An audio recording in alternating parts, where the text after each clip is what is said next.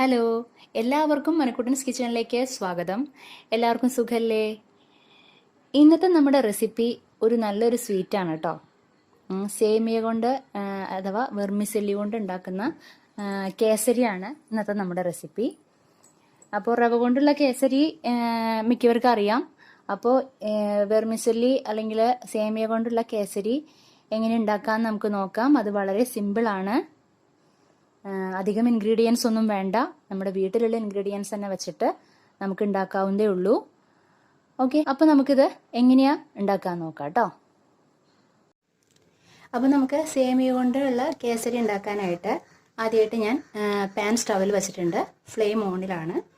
അതിലേക്ക് അപ്പോൾ പാൻ ചൂടാവുമ്പോൾ അതിലേക്ക് നമുക്ക് കുറച്ച് നെയ്യ് ഒഴിച്ചു കൊടുക്കാം.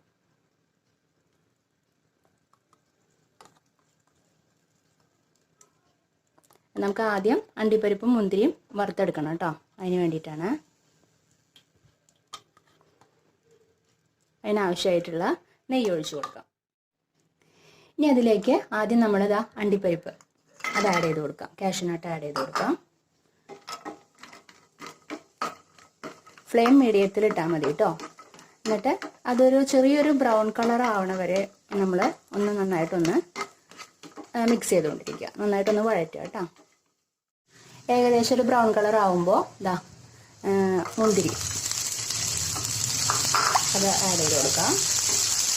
ഒന്ന് ഓഫ് ചെയ്യാം. ഫ്ലെയിം ഓഫ് ചെയ്യാം, അല്ലെങ്കിൽ അത് കരിഞ്ഞു പോവും. എന്നിട്ട് ആ ചൂടിൽ കിടന്നിട്ട് വേണം അതൊന്ന് ജസ്റ്റ് ഒന്ന് ഫ്രൈ ചെയ്തെടുക്കാം കേട്ടോ. ഇതാ അത് നമ്മൾ വേറൊരു പാത്രത്തിലേക്ക് നീക്കി വെച്ചിട്ടുണ്ട്. ഇനി വീണ്ടും വേറൊരു പാനിൽ, അതേ പാനിൽ തന്നെ, സെയിം പാനിൽ തന്നെ എന്നുവെച്ചാൽ അതിലത്തെ ആ ബാക്കിയുള്ള നെയ്യൊക്കെ ഉണ്ട്. ഫ്ലെയിം ഓൺ ചെയ്ത് വെച്ചിട്ടുണ്ട്. നമ്മൾ അതിലേക്ക് വെർമിസെല്ലി, അതായത് സേമിയോ, ഇത് ഓൾറെഡി ഫ്രൈ ചെയ്തതാണ്. ഇങ്ങനെയും വാങ്ങിക്കാൻ കിട്ടും, അല്ലാതെയും വാങ്ങിക്കാൻ കിട്ടും. എന്നാലും ഞാൻ ഒന്നുകൂടെ നെയ്യിൽ, ബാക്കിയുള്ള നെയ്യിൽ ഒന്നുകൂടെ ഫ്രൈ ചെയ്തെടുക്കുകയാണ് കേട്ടോ. അപ്പോൾ ഫ്ലെയിം എപ്പോഴും മീഡിയത്തിലായിരിക്കണം.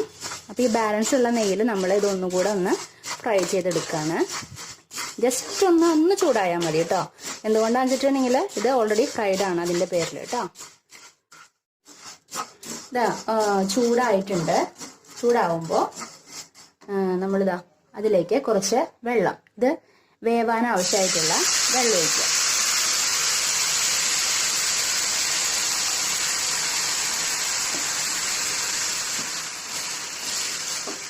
ഇത് നന്നായിട്ടൊന്ന് ഈ സേമിയോ ഈ വെള്ളത്തിൽ കിടന്നിട്ട് നന്നായിട്ടൊന്ന് വേവട്ടെ കേട്ടോ.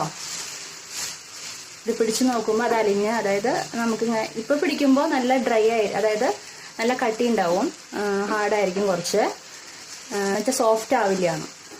ഇനി വെന്ത് കഴിയുമ്പോൾ നമുക്ക് അറിയാൻ പറ്റും അത് കുറച്ചുകൂടെ സോഫ്റ്റ് ആയിട്ട് മാറും. അപ്പോൾ അത് വേവണ വരയ്ക്കും നമ്മളൊന്ന് മിക്സ് ചെയ്തുകൊണ്ടിരിക്കുക കേട്ടോ. അപ്പോൾ ഇത് നന്നായിട്ട് വെന്തിട്ടുണ്ട്. ഇത് കണ്ടാൽ അറിയാൻ പറ്റും, നിങ്ങൾക്ക് തൊട്ട് നോക്കിക്കഴിഞ്ഞാൽ അറിയാൻ പറ്റും. ഓക്കെ, ഇനി അതിലേക്ക് നമ്മളിതാ ഏലക്കായയുടെ സീഡ്സ് ഉണ്ടല്ലോ, അതിൻ്റെ തൊലി കളഞ്ഞിട്ട് അതിൻ്റെ സീഡ്സ് അത് ആഡ് ചെയ്ത് കൊടുക്കാം.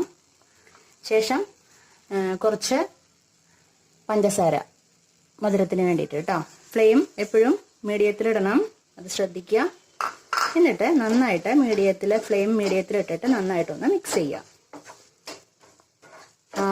പഞ്ചസാര ഒന്ന് അതിൽ അലിഞ്ഞ് ചേരണ വരയ്ക്കും നന്നായിട്ടൊന്ന് മിക്സ് ചെയ്തുകൊണ്ടിരിക്കുക കേട്ടോ. പഞ്ചസാര അതിൽ നന്നായിട്ട് അലിഞ്ഞ് ചേരുമ്പോൾ നമ്മളിതാ കുറച്ചും കൂടെ നെയ്യ് ഒഴിച്ചു കൊടുക്കാം കേട്ടോ. അതിൽ ഒരു സ്പൂണും കൂടെ നെയ്യ് ഒഴിച്ചു കൊടുക്കാം. എന്നിട്ട് ഒന്നുകൂടെ ഒന്ന് മിക്സ് ചെയ്യാം. ഒരു മിനിറ്റ് ഒന്നും കൂടെ മിക്സ് ചെയ്യുക കേട്ടോ. നമ്മൾ ഫ്ലെയിം എപ്പോഴും മീഡിയത്തിലായിരിക്കണം. അത് കൂടുതലിട്ട് കഴിഞ്ഞാൽ പിന്നെ നമ്മൾ വിചാരിച്ച പോലെ കിട്ടില്ല, അത് പ്രത്യേകം ശ്രദ്ധിക്കുക. ഓക്കെ, നമുക്ക് കുറച്ച് ഫുഡ് കളറും കൂടെ ആഡ് ചെയ്ത് കൊടുക്കാം. അതായത് കേസരി പൗഡർ എന്ന് പറഞ്ഞിട്ട് കിട്ടും, അതാണ്. അത് ആഡ് ചെയ്ത് കൊടുക്കാം.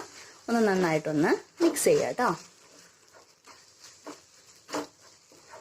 അപ്പോഴാണ് ആ കേസരിയുടെ ഒരു കളറ് വരുള്ളൂ. കളറ് അത് നിങ്ങളുടെ ഓപ്ഷനിലാണ്, വേണമെങ്കിൽ ചേർത്താൽ മതി. ഒരു മിനിറ്റ് ഒന്നുകൂടെ മിക്സ് ചെയ്യുക. ഇപ്പോൾ ഈ പരുവത്തിൽ വരണം കേട്ടോ. ഇനി നമുക്ക് ഫ്ലെയിം ഓഫ് ചെയ്യാം. ഇതാ നമ്മളിവിടെ ഫ്രൈ ചെയ്ത് വെച്ചിട്ടില്ലേ, അതിൽ കൂടെ ആഡ് ചെയ്ത് കൊടുക്കാം. എന്നിട്ട് ഒന്ന് നന്നായിട്ടൊന്ന് മിക്സ് ചെയ്യാം. മിക്സ് ചെയ്തതിന് ശേഷം ചെറിയ ചൂടോടുകൂടെ നമുക്കിത് സെർവ് ചെയ്യാം. ഇങ്ങനെയാണ് നമ്മുടെ വെർമിസെല്ലി കൊണ്ടുള്ള കേസരി ഇതുപോലെയാണ് റെഡിയാക്കുക. അല്ലെങ്കിൽ സേമിയ കൊണ്ടുള്ള കേസരി ഇങ്ങനെ റെഡിയാക്കാം. എളുപ്പമല്ലേ?